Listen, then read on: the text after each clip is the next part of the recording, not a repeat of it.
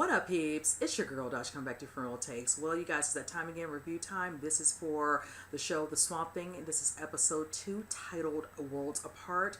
And let me tell you, the first episode was great. This one was even better. I am just loving what I'm seeing from this series. I tell you, I will say this, I'm going to definitely do the recap, and then I'm going to give you my thoughts about how I'm feeling about this whole thing with hearing, of course, the chatter about it now supposedly being canceled. I was none too happy about that, so we'll get into that later, but let's just go ahead and jump into this. Now, before I go into that, I was curious to know who actually directed this one. Come to find out, Lynn Wiseman actually directed this episode, so I see how I could be very happy about that, because like I said, the pilot was done very well to set the tone, and I love the continuation of how things are, the flow of the storyline and all the characters now that are, you know, the ones that we saw from the present episode now going into the new episode. So you know what, let's just go ahead and jump into it. Now, if you all saw the ending from the pilot, you see how, of course, you know, we get the reveal of Alec now becoming Swamp Thing, and of course Abby coming into contact with him in search of Alec, and you see she doesn't take too kindly. She doesn't know what this thing looks like. It could be considered a man, but it looks like some sort of creature. Of course, she runs away. So when the scene opens up at the beginning, it shows a scene of him kind of, you know, kind of trampling down, whatever, and he falls down. He's kind of standing up against something like a, you know, a tree, whatever, and that's when you realize that there are some authorities out there. They're searching, and they're searching for Alec. Unbeknownst to them, that, you know, Alec is no longer as we consider human Alec. And from there, she, of course, decides she needs help from Matt Cable, you know, him being a cop. And that's when we, of course, get introduced to Matt Cable's other person, which is his mother, which is being played by Jennifer Beals. She plays, I want to see, Lucilla Cable. And I love me some Jennifer Beals. I loved her character. I love the accent that she's playing because, of course, this is Marseille, Louisiana. So she definitely has that down pat.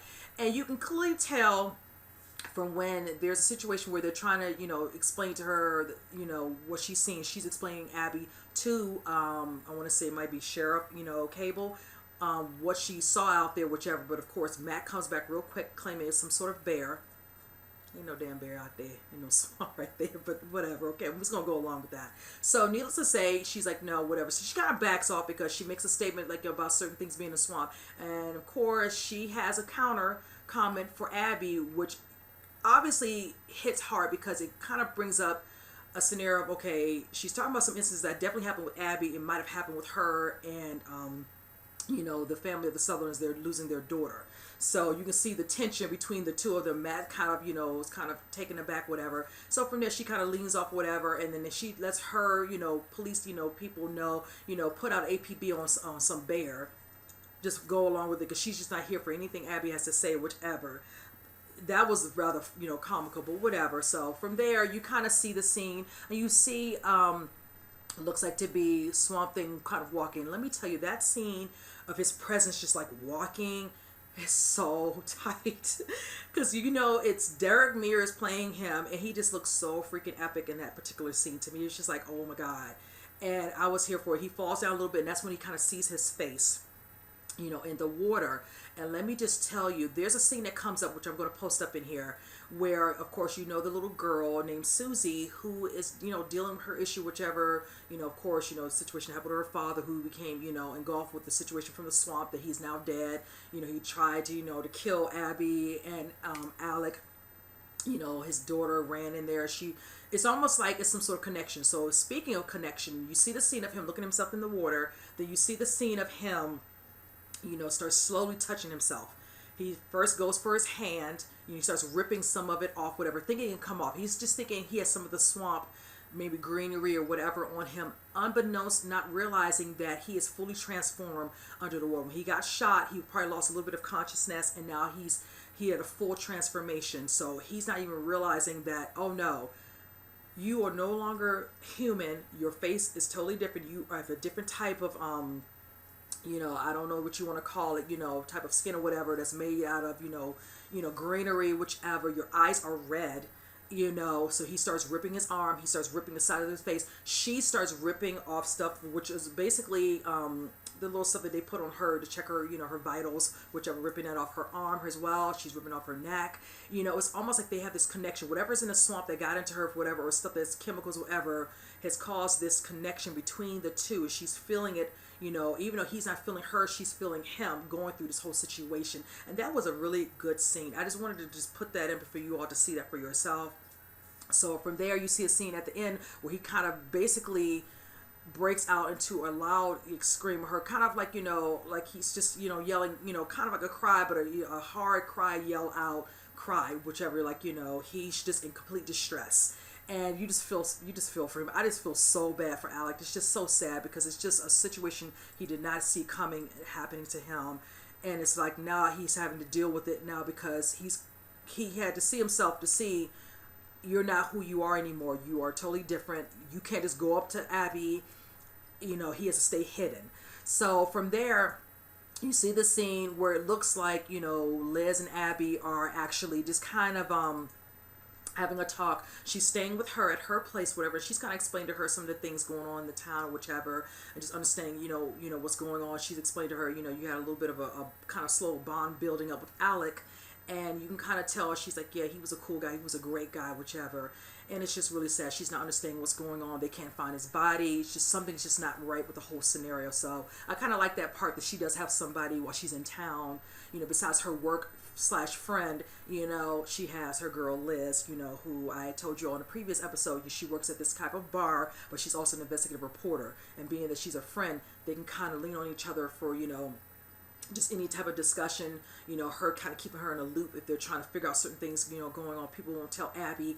Liz could probably find out. That's how I kind of proceed. We'll see some parts of Liz throughout the whole rest of the season. So, but moving on from that, you guys. So, of course, you see a scene of Susie, played by Elle Graham. And let me just tell you, she's doing an amazing job so far from these last 2 episodes. The part they're giving her, whichever, where she's having all these type of emotions, whichever. And I'm just loving how this little girl, because I don't do, like they say, a lot of child actors like that per se. There's a couple of them who can definitely play their roles if it's movies or TV. But for her and these 2, she's just been knocking it out of the park. So, but with her, she does speak to the character played by Leonard Nam, and he kind of, makes it known to him that she, she's sensing someone, whatever, somebody who's out there in the swamp. She feels like she needs to go to him. I need to, be there for him. And he's just like, thinking she's just kind of hallucinating, having little issues or whatever. And she's kind of like, he kind of brushes it off. And she kind of wanders off and looks away. And she kind of looks at the window, kind of trying to decide if she's going to do something, and I feel like we know what's going to happen next with that, scenario. So from there, you see a scene with Avery where he wakes up, he knows his wife's not in the room. So he goes and he finds her in their daughter's room. She's kind of sitting there and they're having a discussion about her bond or whatever with her daughter. She's talking to him about certain things or whatever. And of course he makes a comment saying, I feel, I had a good bond with her, whatever. But of course she kind of, slash that down a little bit, like, not to the extent she did or whichever, she feels like she sees her, she feels her, just making all these type of cryptic comments or whatever. And you can clearly tell ever since the situation that happened that hopefully we'll get more flashbacks and more understanding of what happened with their daughter. I think her name is Shauna Sutherland, and then with Abby Arcane, we'll get to know more, whichever, because clearly it definitely strained their relationship, so much so as well. So, but yeah, I just want to see it. I really hope we do get a good flashback. I really feel like we will. So, and then of course you see a quick scene of Liz and Abby talking. You get to meet Liz's girlfriend briefly, whichever. That was really nice. You get to see that she's kind of, has a life or whichever. Then you see where she says she wants to go and meet up with actually Avery Sutherland, whichever, and Liz like, you don't need to do anything, you don't owe them anything, and she's like, no, whichever. She's like, I need to go talk to him, tell him what's going on.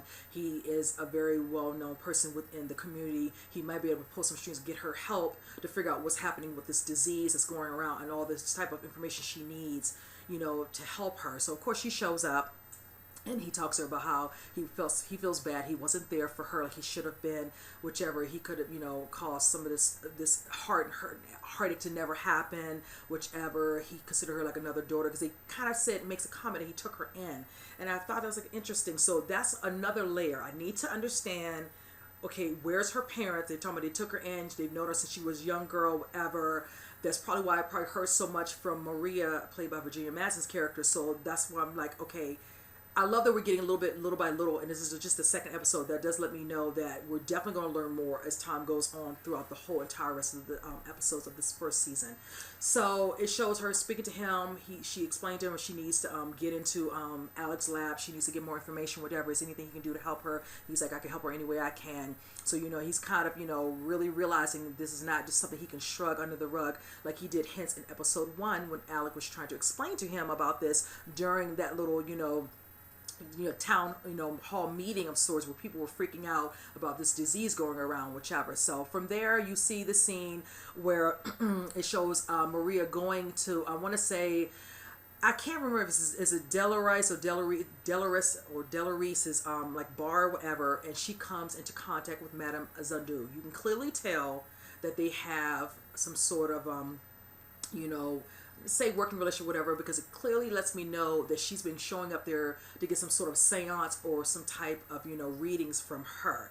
And she's played by the character Gerald Prescott. And I will tell you this, I'm going to post up a little bit of the video because it shows a scene where she's like, having these visions. She's seeing her daughter, whatever. She doesn't understand what this means, whichever. She's not able to sleep, whichever. So you see the scene of her putting her hands around her, kind of, saying some type of wording or whichever in regards to her seance, whichever.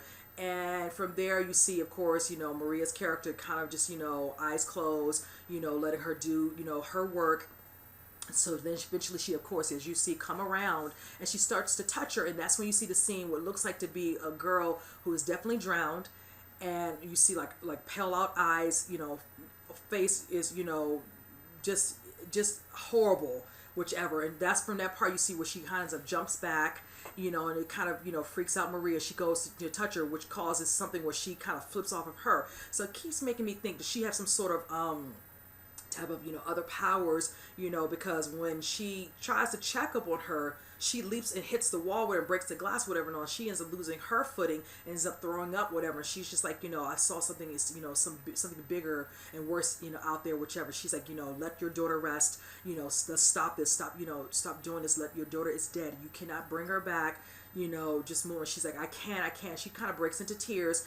And she feels for her, but it's like all she's doing is resurrecting some other stuff that she really does not need to be working on and dealing with. And she clearly does not realize this.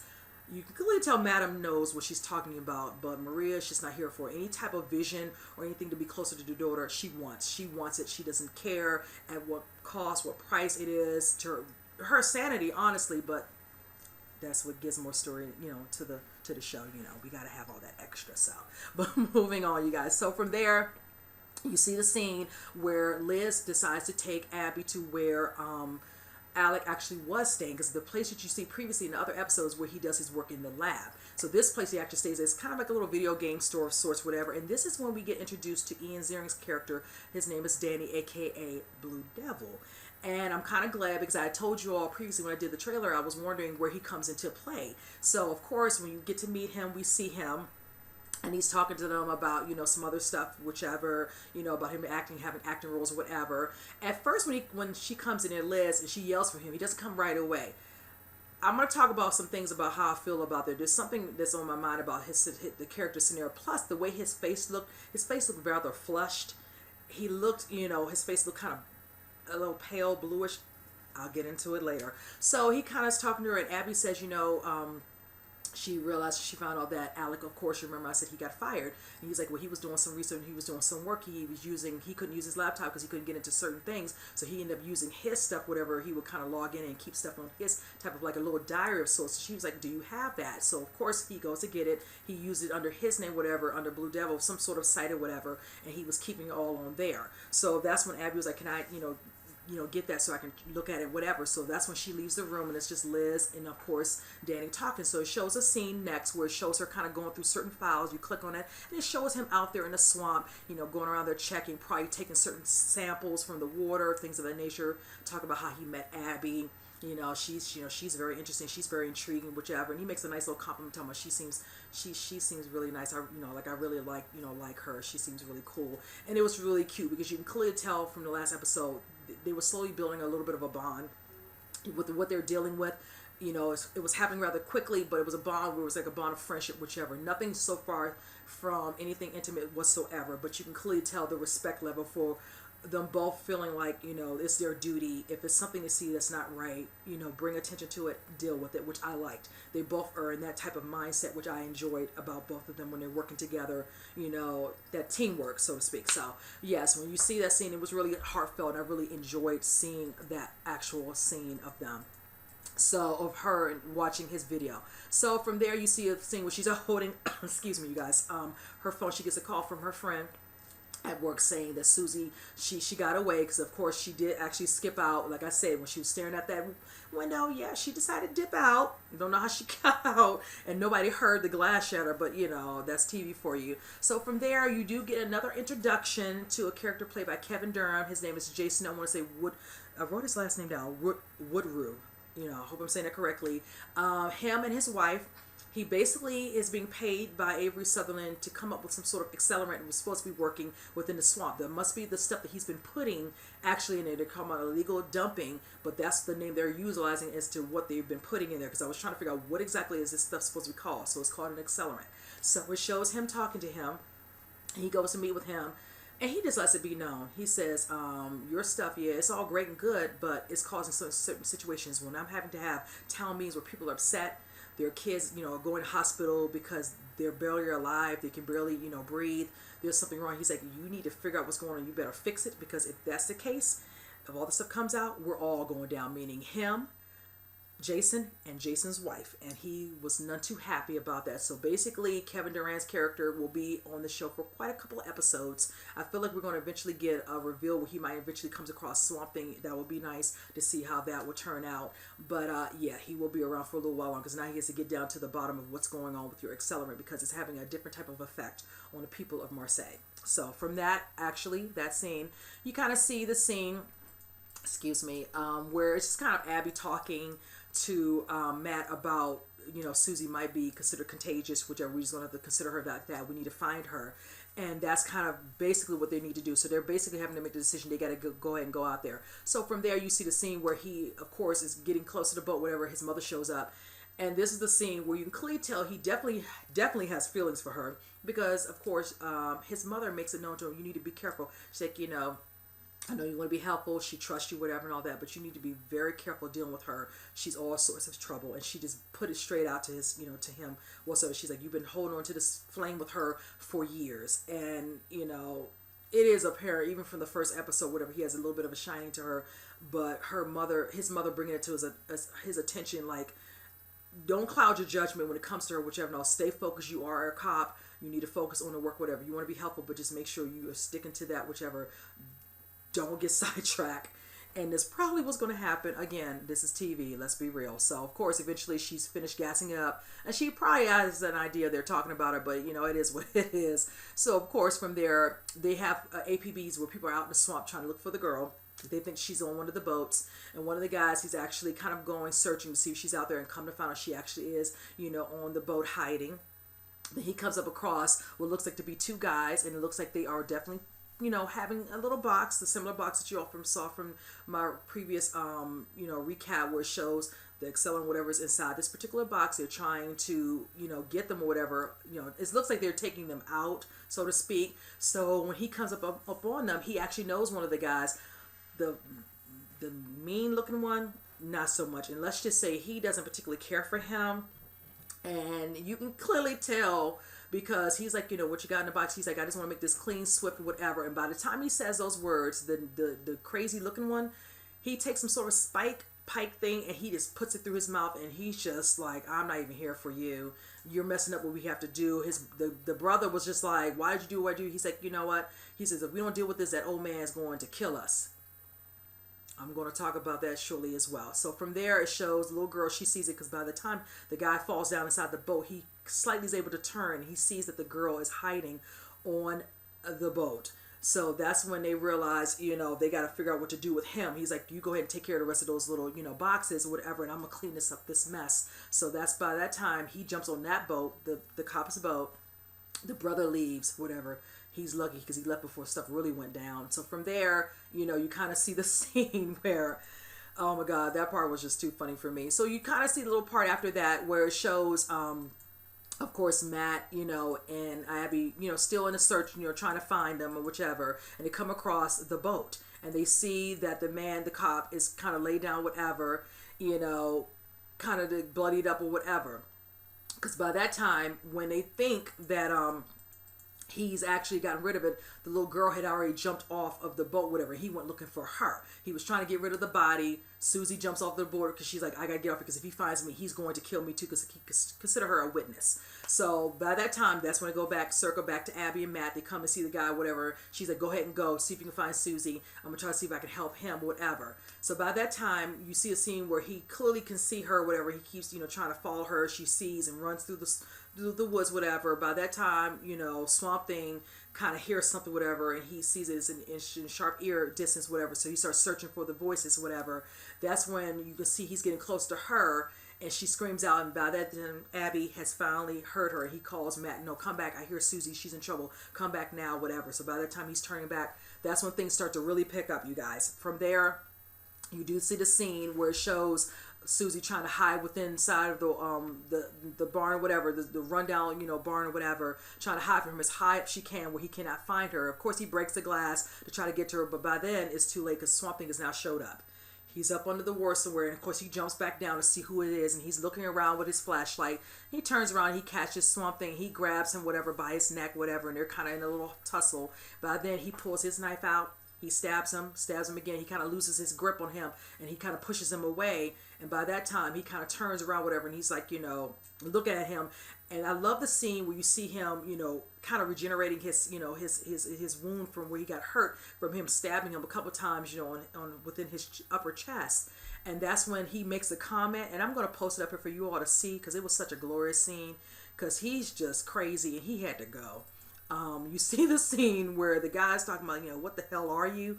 It shows him trying to come at him. All you see is Swamp Thing yell out, and that's when the swamp takes over. It grabs him and pierces through his chest, his arms, whatever, to grab him up or whatever. You see the scene where it pushes him out of the barn or whatever, and he's just holding him up or whatever. And you see him looking at him, Swamp Thing, and he's just standing there because he has nowhere to go. And let me just tell you, it truly was kind of like that scene like they do in the video game Mortal Kombat. It was a fatality. It was a fitting fatality. I just, because as they finish him, he finished him off proper. I was here for it. That part was such an epic freaking scene. I was here for it. It was just unbelievable. I loved every minute of that. So, of course, after that, you see the scene where Swamp Thing realizes the little girl, she's up there. He kind of turns and looks at her, and he just realizes she's not scared. She's not scared at all. She's just kind of standing there, and they kind of look at each other. She's just kind of breathing a sigh of relief that she found him, because like I said, she feels this connection to him. She had to find him. He doesn't realize this, but probably something happened after that, so you can clearly tell that they might have, has spoken, or he spoke to her, whichever. So by then, Abby eventually wanders up, and she kind of finds Susie, and she's like, Susie, are you okay? And you do see the scene where she's just like, stands up, and then you see the scene of her actually seeing the Swamp Thing come right beside her, and she kind of looks, whatever, realizing that's what I saw from the previous, that night or whatever. And she's like, Susie, get over here. And she's like, get over here now. And eventually Susie does go, because she does trust her, whichever. And of course, I just want to see Alec. I know he's a Swamp Thing, but poor Alec is just standing there, just looking. He kind of steps a little bit, but he stops himself, and he just kind of stares and looks at her, and she kind of goes through the water. By then, Matt pulls up in the actual boat, whichever, flashes a light. She turns as if he would really still be there.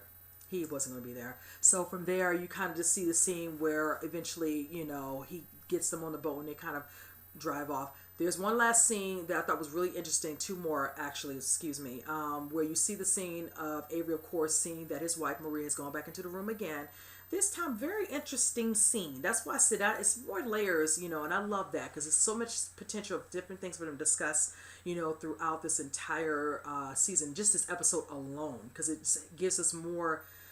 It gives me more questions that I need to be answered. You see the scene where he's kind of looking at her through the door, cracked, and then it shows, of course, Maria, she's sitting there sleeping. She opens her eyes once he closes the door back, and then you see her kind of smiling or grinning. Come to find out, the vision of her daughter, her body is on the bed.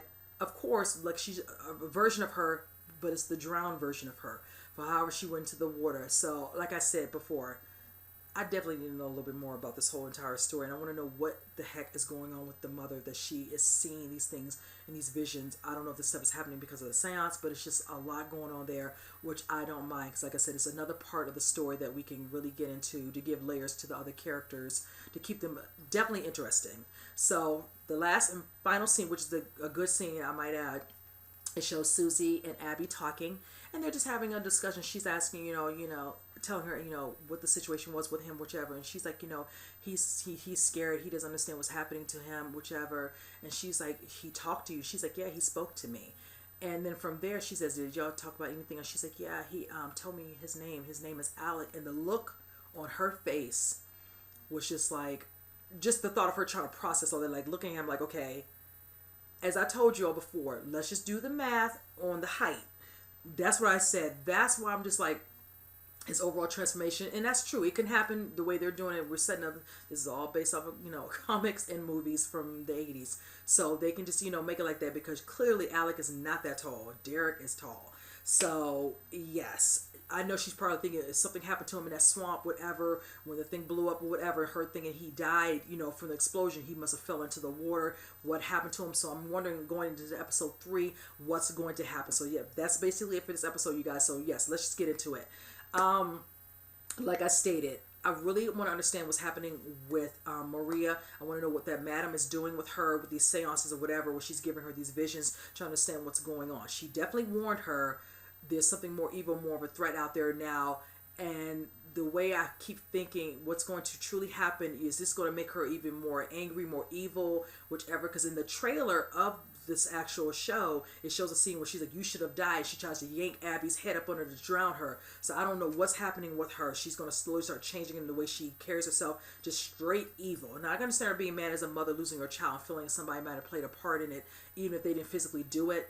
But all this other stuff she's going to be doing, that's interesting. Secondly, with Avery, now you're trying to cover up what you've caused. Whatever his accelerant did is causing some of this, and whatever he thinks that Jason can do to fix it cannot be done. It can't be, undone.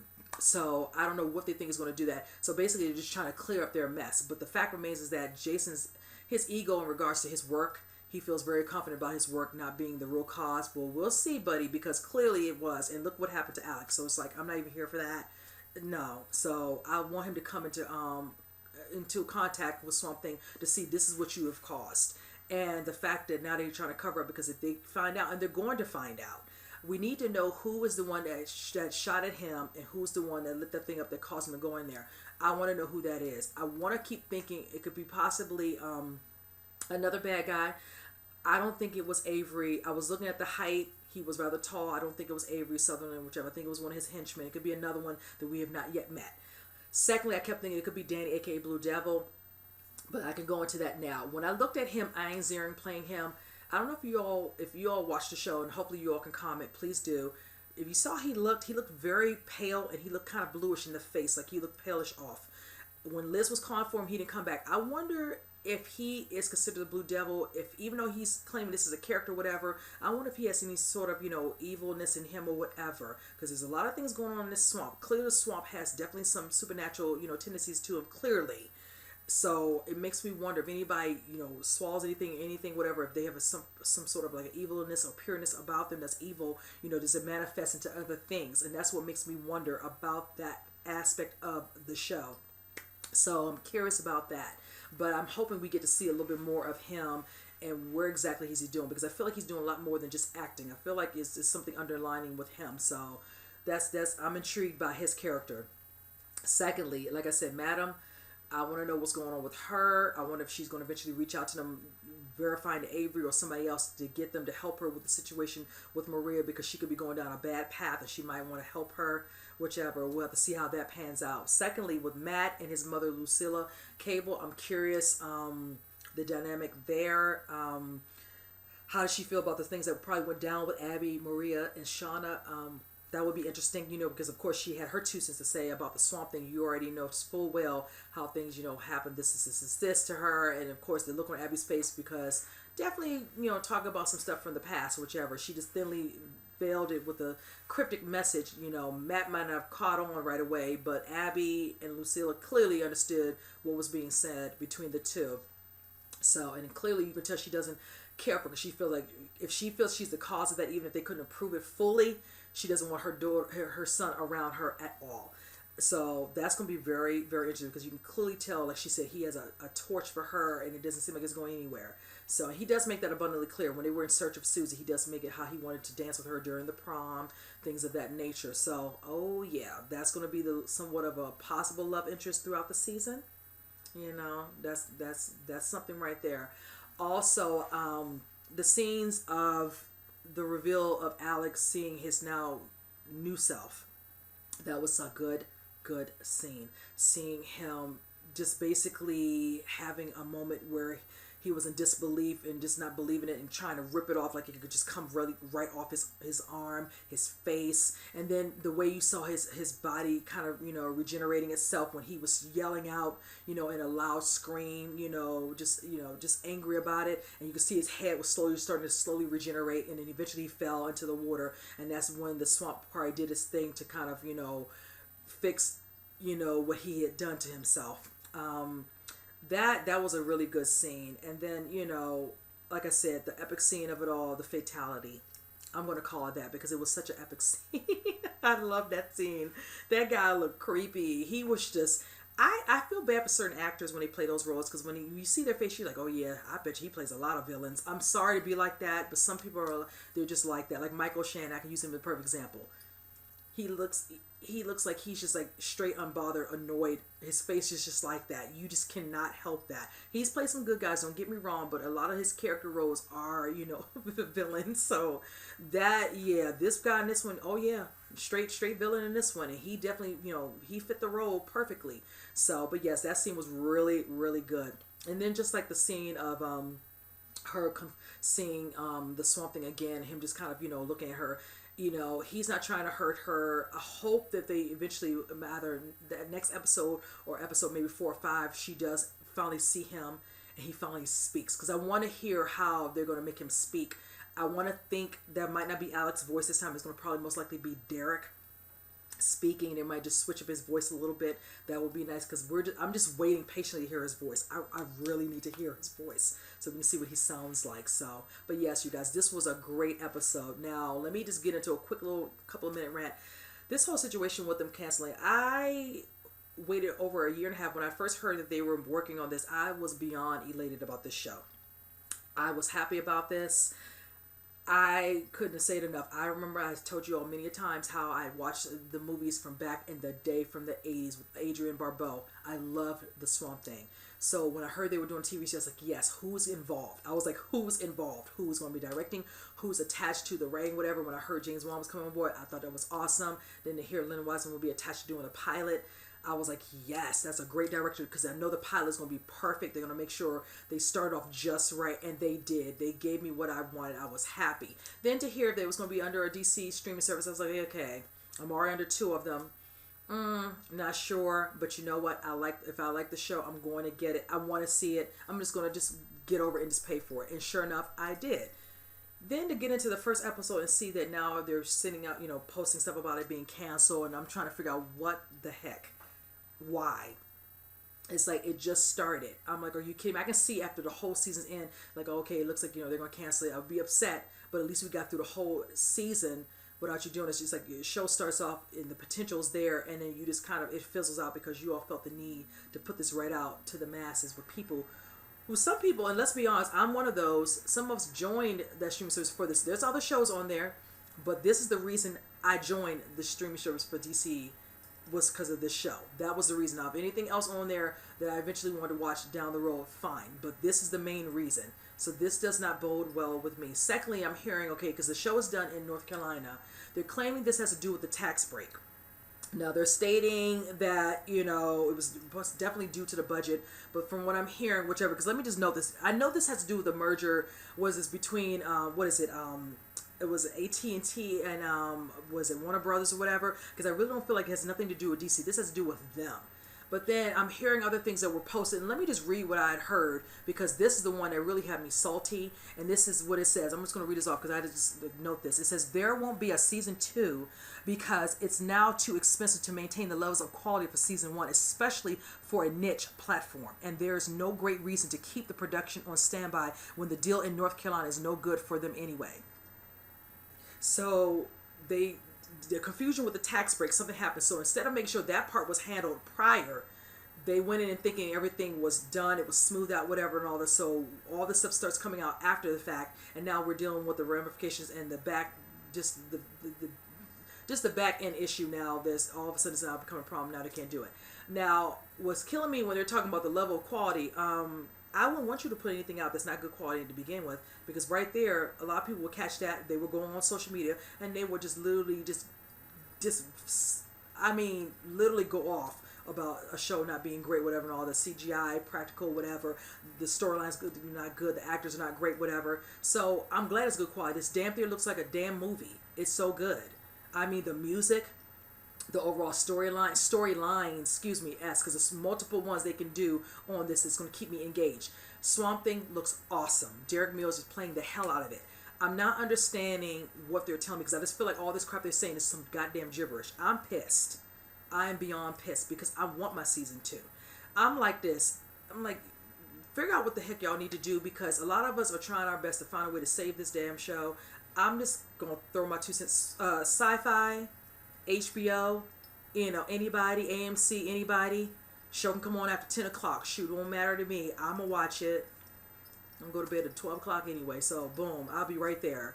Because this is ridiculous. I'm like, I don't know if they're upset also for the simple fact of what, they didn't get enough people that they thought the potential for streaming, whatever. But this is the thing. If you already have people who are already locked in or enjoying the streaming service and all that, don't do that to the people who are already here because you're mad that you didn't get the numbers supposedly you wanted. You could have built on that. And over the time of these episodes and more good discussion about the show coming on social media, all the hype eventually over the course of more and more episodes with it and all, you never know how many more people could have actually joined. A lot of people are probably pissed off right now. They're like, no, I don't know if I even want to join.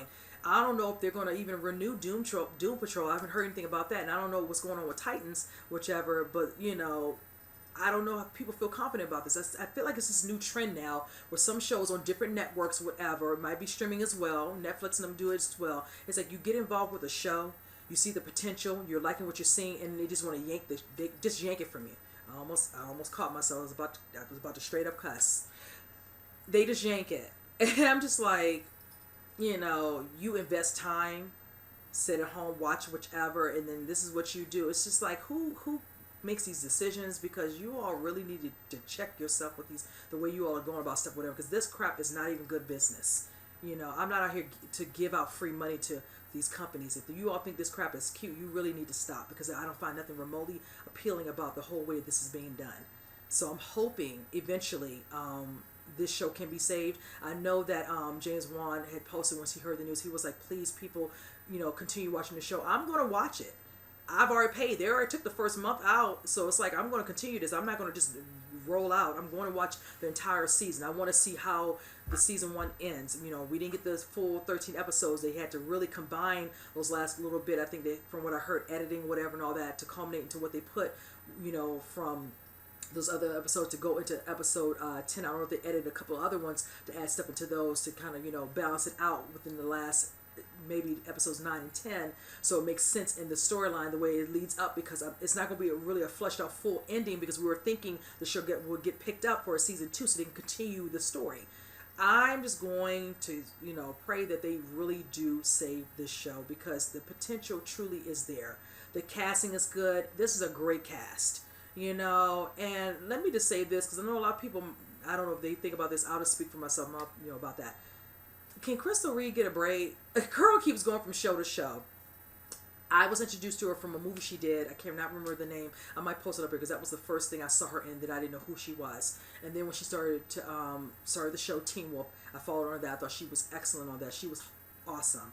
And then from there, of course, from what I'd seen, she did Gotham. She probably did a couple of things in between, but definitely from Gotham. And then this. So when I heard she was on this, I said, okay, great. That's awesome. I liked her when I saw her on Teen Wolf.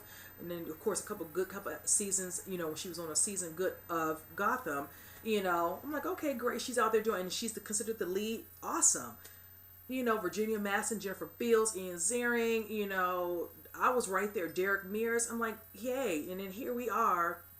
Finally, after the build up, the trailers were great. The posters have been good. The actual marketing for the campaign was awesome. People have been hyped. We are ready for it.